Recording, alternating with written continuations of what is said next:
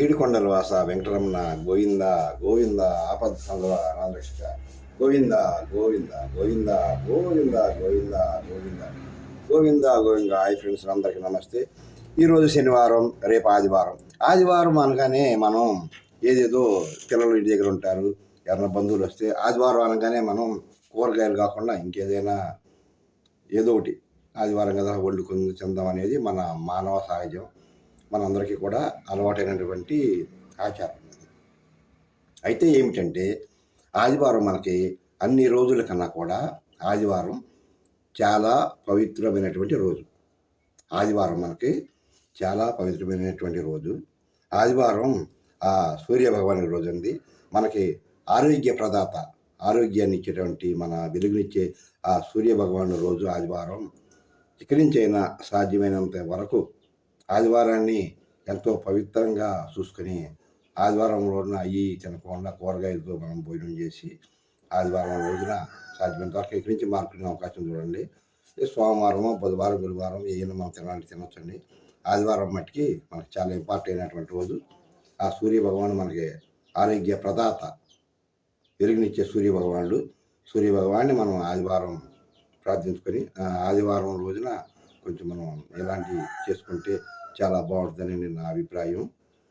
నా వీడియో చూసి ఎంతో కొంతమంది మారతారని నేను ఏడుకొండల వెంకటేశ్వర స్వామిని కోరుకుంటున్నాను. మరి నా పేరు పెదవాడ కనకపోతురాజు, మాది చక్కల బెక్కల లోపొడి గ్రామం, మీ అందరికీ తెలుసు.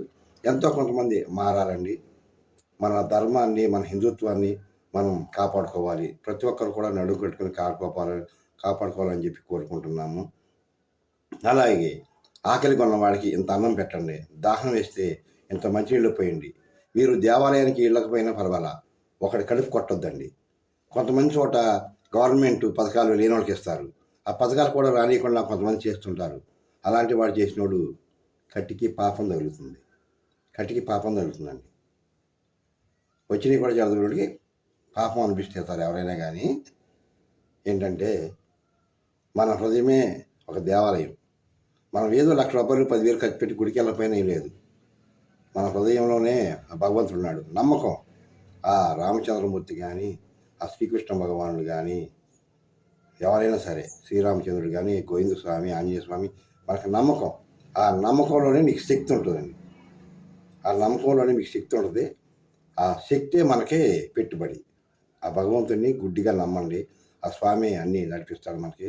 చాలామంది ఇంకా మన సమాజంలో హిందువులు చాలామంది కొన్ని చోట్ల ఆ భగవంతుడిని గుడిలో ఉన్నా సరే కొన్ని చోట్ల కనీసం ఆడవాళ్ళకు దండ వేయటం లేదు, కొలుసుకుంటాం లేదు.